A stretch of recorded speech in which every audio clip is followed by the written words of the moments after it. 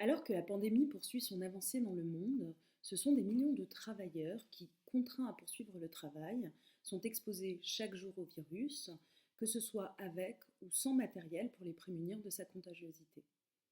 Outre les questions d'un éventuel droit de retrait ou encore celle des protections individuelles ou collectives mises à disposition par l'employeur, le travailleur malade, ou dans le pire des cas ses ayants droit, peuvent-ils demander à ce que le virus soit traité comme un risque professionnel? Le 23 mars dernier, le ministre de la Santé a déclaré que le coronavirus sera, je cite, automatiquement et systématiquement reconnu comme maladie professionnelle pour les soignants. Dans son communiqué du 3 avril, l'Académie nationale de médecine, quant à elle, recommande que les cas de maladies liées à une contamination professionnelle puissent être déclarés comme une affection imputable au service pour les agents de l'État et des collectivités, en accident du travail pour les autres. Dans le foisonnement des textes parus chaque jour au journal officiel, aucun, à la date d'aujourd'hui, le 10 avril 2020, ne traite encore de la question. Une difficulté de taille doit être soulevée. Le régime des accidents du travail et des maladies professionnelles ne concerne que les travailleurs salariés. Pour les fonctionnaires, on peut en effet envisager de recourir à la qualification de maladie contractée en service. Ceci étant, quid des indépendants, des professions libérales qui ne peuvent bénéficier d'aucun de ces deux régimes? Quid des livreurs Deliveroo qui n'auront pas encore vu leur contrat requalifié en contrat de travail? Quid des médecins traitants, des médecins spécialistes, des infirmiers et infirmières libéraux? Serait-il socialement acceptable qu'ils soient exclus de tout mécanisme de prise en charge? Plus avant, le coronavirus peut-il être réduit à un risque social devant être supporté financièrement par les seuls employeurs du secteur privé, ou doit-il être pensé comme un risque sociétal qui nécessiterait la création d'un dispositif pour toutes les victimes reposant sur la solidarité nationale? Nous verrons d'abord que le régime juridique des accidents du travail et des maladies professionnelles, décrié depuis de très nombreuses années pour son archaïsme, n'est pas adapté à la situation actuelle.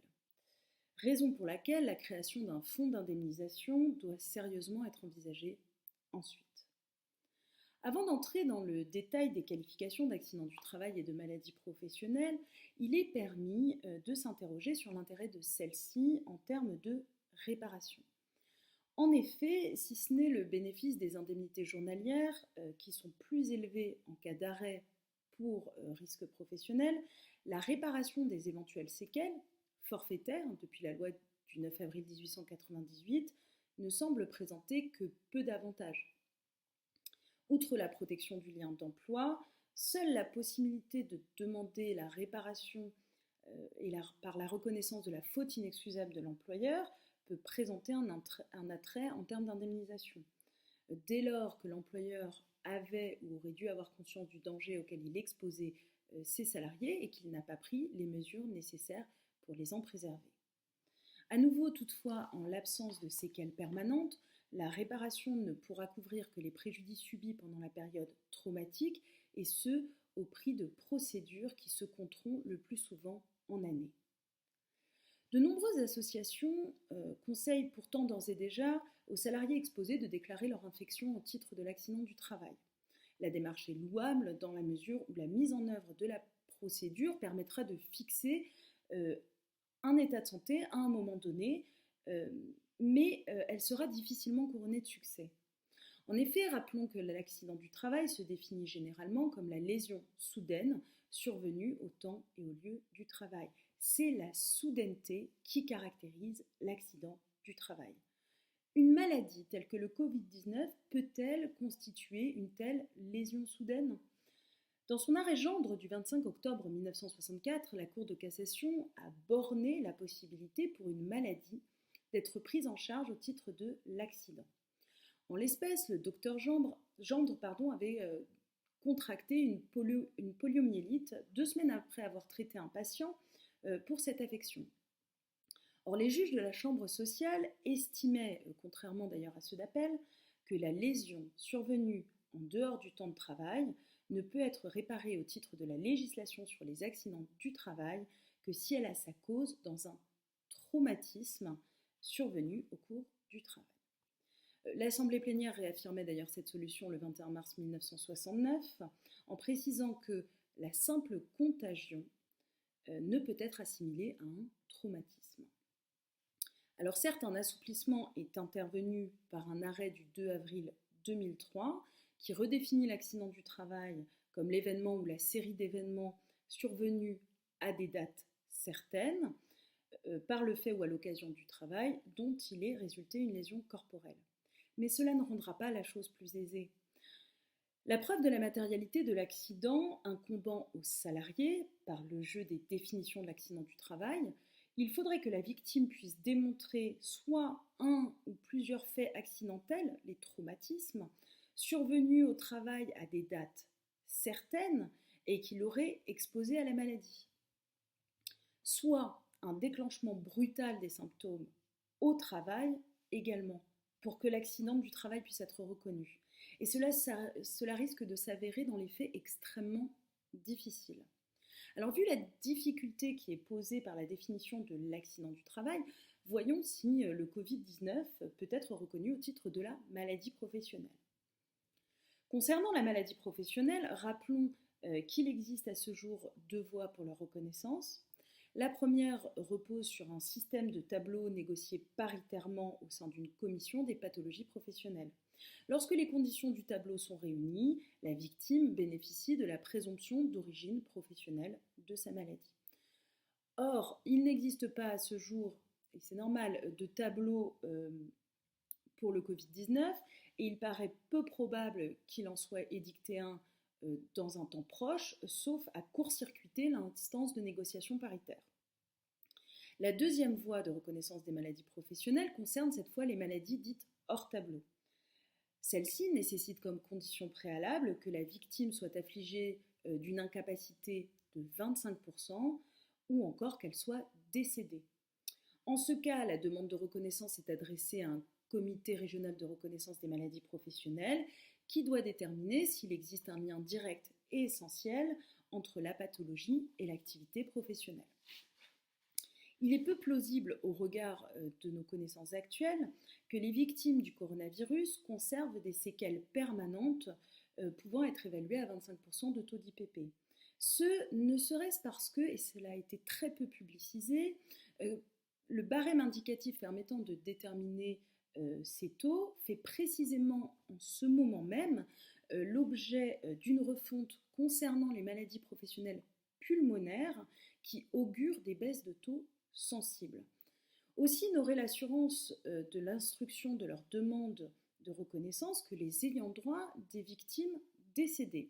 Et pour celles-ci, encore faudra-t-il pouvoir objectiver que la mort est liée à la maladie et que la maladie a pu être contractée dans le cadre de l'activité professionnelle. Alors il est à noter que dans la fonction publique hospitalière, on fait également usage des tableaux de maladies professionnelles et que la voie hors tableau peut également être invoquée avec cette même nécessité d'un taux de 25%, avec les mêmes difficultés, si ce n'est que l'imputabilité au travail sera peut-être plus aisément admise. Les présomptions de risque professionnel sont des fictions juridiques par lesquelles on s'écarte de la réalité pour obtenir le résultat souhaité. Elles n'existent que dans la mesure où il existe un consensus paritaire, un compromis social pour permettre la prise en charge de dommages corporels liés à l'activité professionnelle. Outre que le fait que l'on s'appuie sur des qualifications plus que centenaires et peu adaptées, la complexité de mise en œuvre des procédures individuelles de prise en charge au titre du risque professionnel semblerait plus que contraire à l'esprit de ce droit, qui, je vous le rappelle, est un système de responsabilité sans faute, censé reposer sur une reconnaissance automatique du dommage. Plus encore, il faut admettre que la situation actuelle dépasse de loin la seule sphère des entreprises. Si faute de l'employeur il y a, rien n'empêchera de mettre en jeu sa responsabilité, et il le faudra d'ailleurs dans un second temps. Mais pour ce qui est de la réparation immédiate, ne justifie-t-elle pas d'avoir recours à un autre mécanisme ? De nombreuses voix ont déjà d'ailleurs commencé à s'élever pour que la pandémie donne lieu à la création d'un fonds d'indemnisation. Si la création d'un fonds d'indemnisation est une réponse des pouvoirs publics à des catastrophes collectives ayant révélé des dysfonctionnements, notamment des services administratifs, comme ça a été le cas pour le sang contaminé, comme ça a été le cas également pour l'amiante, alors il y a tout lieu d'admettre que concernant le Covid-19, il pourrait constituer une réponse appropriée. Le fonds d'indemnisation présenterait des avantages indéniables. D'abord, il présenterait l'avantage de canaliser les demandes d'indemnisation. Les fonds, par ailleurs, sont généralement conçus de telle sorte que les victimes peuvent obtenir rapidement une indemnisation, sans faire reposer sur elles la preuve du lien de causalité entre le dommage et le fait dommageable. Et concernant le coronavirus, il permettrait de neutraliser ces fameuses différences de droit applicables selon que la victime est salarié, fonctionnaire ou travailleur indépendant. Sur ce dernier point, la création d'un fonds se heurtera nécessairement à la nécessité de déterminer les éventuels bénéficiaires du fonds. Il semble peu probable que puissent être appréhendées toutes les victimes du virus. Il semble toutefois impensable qu'il ne recouvre pas toutes les personnes qui auront été contraintes de poursuivre leur activité professionnelle, soit que leur activité ait été considérée comme essentielle, soit qu'elle n'ait pu être réalisée en télétravail. Pour résumer, le droit plus que centenaire des risques professionnels n'est pas adapté juridiquement à la situation exceptionnelle que nous connaissons, et à situation exceptionnelle, peut-être faut-il une solution exceptionnelle. Je vous remercie.